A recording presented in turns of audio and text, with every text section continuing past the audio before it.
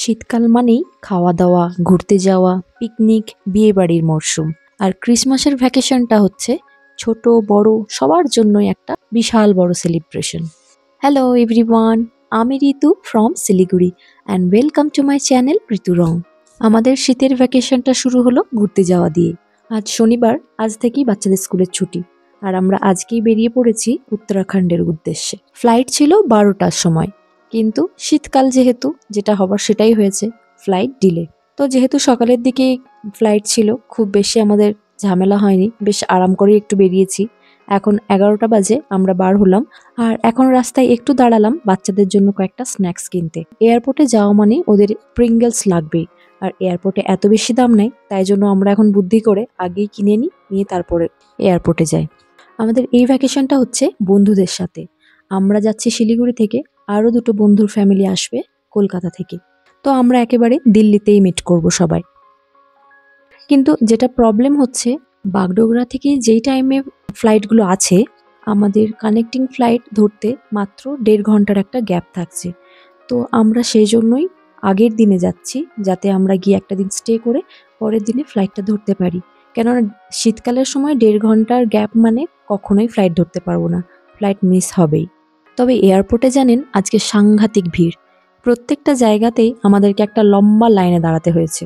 Flight আরও 15-20 minute delay ছিল, তো আমরা প্রায় আরও 1 ঘন্টার মতো ওখানে বসেছিলাম। তারপর ফাইনালি আমাদের বোর্ডিং হলো। এখন বোর্ডিং কমপ্লিট হতে হতেই মোটামুটি এখানেই 1:30টা বেজে গেছে। এরপর ফ্লাইটে বসবো, তারপরে আরও ফর্মালিটিস থাকে, সেগুলো হয়ে মোটামুটি আমাদের ফ্লাইট ছাড়লো 2:10। ফ্লাইটে যেই টাইমে আমরা থাকবো সেই টাইমটা বাচ্চাদের জন্য বা আমাদের জন্য লাঞ্চের টাইম হবে। তো সেই মতোই যেহেতু সময় হাতে ছিল, আমি আগে থেকেই আলুর পরোটা বানিয়ে নিয়েছিলাম। আর এখন প্লেনে উঠেই বাচ্চাদের আগে খাওয়াতে শুরু করলাম, ওদের খুব খিদে পেয়ে গেছিল। এদিকে রিকোকে আমি খাইয়ে দিচ্ছি, আর ওদিকে রোহানকে ওর পাপা খাইয়ে দিচ্ছে। আর মজার কথা হলো, খিদে এতই বেশি পেয়েছিল, ফ্লাইট টেক অফ করার আগেই আমাদের মোটামুটি খাওয়া শেষ। লং জার্নিতে বা বাইরে যখন খাবার নিয়ে যেতে হয়, তখন আমি বেশিরভাগই আলু পরোটাটাই বানাই। এটা ক্যারি করতেও সুবিধা, খেতেও সুবিধা, বাইরে খুব ইজিলি সব জিনিসটা হয়ে যায়। আর বাচ্চারা খুবই পছন্দ করে। রোহান তো ওর পাপার কাছে ঘুমিয়ে গেছে, আমারও বেশ ঘুম পাচ্ছিল, একটু ঘুমিয়েও গেছিলাম। কিন্তু দুষ্টু রিকোটা ও তো ঘুমায়নি, আর বারবার আমাকে ডিস্টার্ব করছে। যাই হোক, আর ঘুম হয়নি। আর আমরা ফাইনালি দিল্লি এয়ারপোর্টে পৌঁছে গেছি।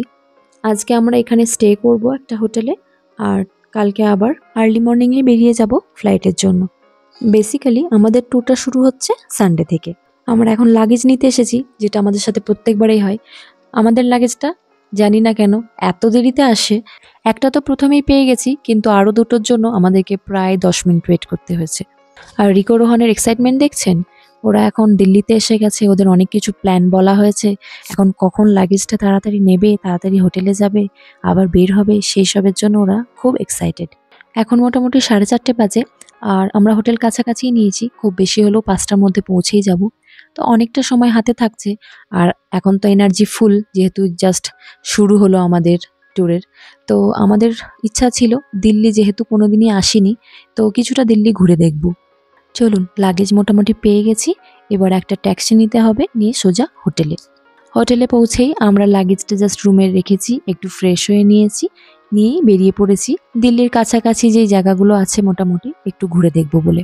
তবে একটা জিনিস অবশ্যই দেখব, সেটা হচ্ছে ইন্ডিয়া গেট, যেটা মেনলি আমরা দেখতে যাচ্ছি রিকোর জন্য। ও এখন এসব পড়ছে, তো ওর মধ্যে এসব নিয়ে কিউরিওসিটিটা খুব বেশি, তাই ভাবলাম ওকে ইন্ডিয়া গেটটাই আগে দেখিয়ে নিই। আর এই যে আমরা এখন একটা অটো নিয়ে নিয়েছি, অটোতে করে যাব এখান থেকে সিপি।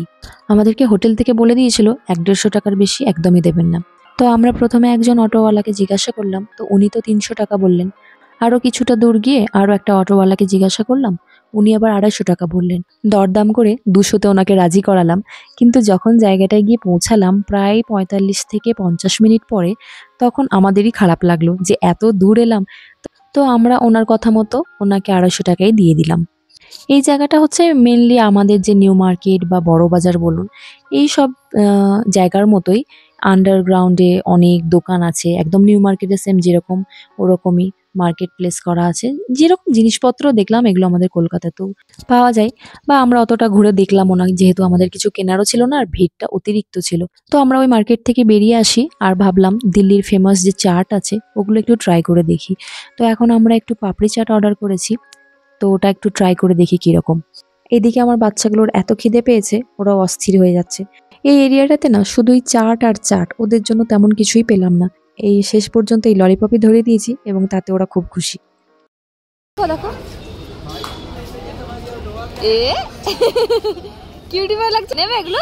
দেখো ইচ্ছা হচ্ছে কি? ক্রিসমাসের জন্য এত সুন্দর সুন্দর সব ডেকোরেশনের জিনিস বা পরার জিনিস বিক্রি হচ্ছে, আমার খুব ভালো লাগছিল। কিন্তু আমার বাচ্চাগুলো না খুব দুষ্টু, নিল না। ওই যে হেয়ার ব্যান্ডের মধ্যে ওগুলো দেওয়া আছে ওগুলো নাকি গার্লসদের, তাই জন্য ওরা নেবে না। আর এখন আমরা একটা অটো নিয়ে চলে এলাম ইন্ডিয়া গেটের কাছে। শনিবার রাত বলে প্রচুর লোকজনের ভিড় ছিল, আর জায়গাটা বেশ বিশাল বড় এবং দুই সাইডে পার্কের মতো করা আছে, প্রচুর গাছপালা আছে। খুব ভালো লাগছিল, কিন্তু ঠান্ডাটা বেশ ছিল যদিও, কিন্তু বেশ এনজয় করার মতো। আর ঠান্ডাতে একটা জিনিসই খুব খেতে ইচ্ছা হচ্ছিল, সেটা হচ্ছে চা।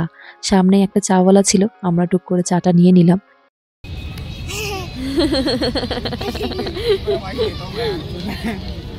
চলো আমরা এখন এই আন্ডারগ্রাউন্ডটা দিয়ে ওইদিকে যাব, ইন্ডিয়া গেটের কাছাকাছি। এখানে আসার পর যতটা ঘুরলাম, এখানকার রাস্তাগুলো না এত বড় বড়, এত চওড়া চওড়া, বিশাল বিশাল। আর প্রত্যেকটা জায়গা থেকে প্রত্যেকটা জায়গাতেই অটো চলে।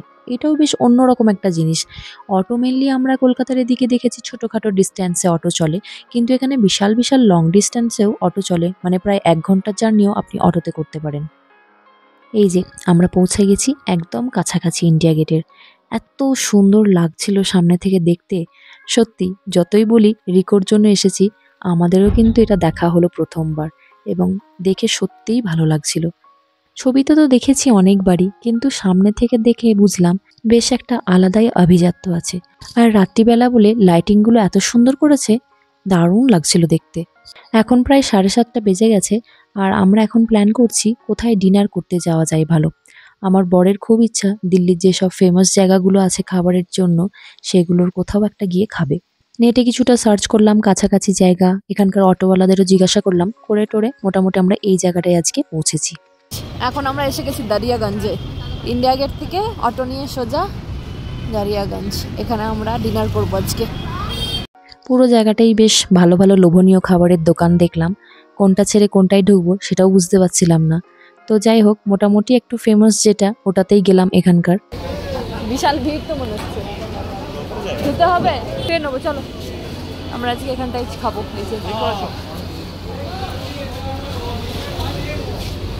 এইসব খাবার দেখলে আর এইসব জায়গায় এসে গন্ধতেই মোটামুটি খিদে আরো দ্বিগুণ বেড়ে যায়। আমরা যদিও পাপড়ি চাট, ফুচকা এসব খেয়েছিলাম, বাচ্চাগুলোর খুব খিদে পেয়ে গেছে, সেভাবে তো কিছুই খাইনি। তাই জন্যই তাড়াতাড়ি চলে এলাম, বেশি রাত করে তো লাভ নেই, তারপরে আবার এতটা রাস্তা ফিরতেও হবে। আমাদেরকে ওপরে বসতে দিল, তো এখানে এসে অ্যাম্বিয়েন্সটা কিন্তু খুব ভালো লাগলো। আর আমরা যেহেতু ছিলাম খুবই টায়ার্ড, তো এরকম বসে খাওয়া দেখে খুব ভালো লাগলো। বেশ একটু আরাম করে খেতে পারবো। আর তার সাথে বাচ্চাগুলো তো সেই সন্ধ্যে থেকে ঘুরেই যাচ্ছে আমাদের সাথে। তো যাই হোক, ওদেরও একটু আরাম হলো। এই যে রিকো তো শুয়েই পড়ছে। তো ঝটপট আমরা অর্ডার করে দিই। আছি তো দুজন, বেশি তো খেতে পারবো না, আর বাচ্চারাও অল্পই খাবে। তো যেগুলো পছন্দ হচ্ছিল ওরা বলছে এগুলো অনেকটা পরিমাণে আসে, আমরা খেতে পারবো না। তো ওরাই সাজেস্ট করলো একটা কাবাবের প্ল্যাটার নিতে। তো সেই মতোই আমরা একটা কাবাবের প্ল্যাটার অর্ডার করেছিলাম, আর তার সাথে কিছু রুমালি রুটি। যারা বসে খাচ্ছিল এত সুন্দর খাবারের গন্ধ আসছিল, বিশ্বাস করুন মনে হচ্ছিল মানে পেটের খিদে আরো বেড়ে যাচ্ছে, কখন আমাদেরটা আসবে, ধৈর্য আর কুলাচ্ছিল না। আর এই যে এসে গেছে আমাদের কাবাবের প্ল্যাটার, যথেষ্ট পরিমাণে আছে, বাচ্চা আমরা সবাই খেয়ে মোটামুটি কুলিয়ে যাবে। রুমালি রুটিটাও ভীষণ সফট, বাচ্চারা খুব মজা করে খেয়েছে, আমরাও খুব মজা করে খেয়েছি। তবে এই টেস্ট কিন্তু আমাদের কলকাতায় পাওয়া যাবে না। বলে না দিল্লির খাবারের আলাদাই টেস্ট। দারুণ খেতে ছিল কাবাবগুলো।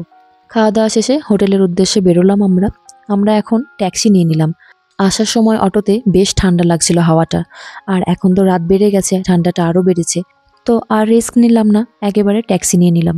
দিল্লিতে জানেন যত রাত বাড়ে জ্যামও তত বাড়ে।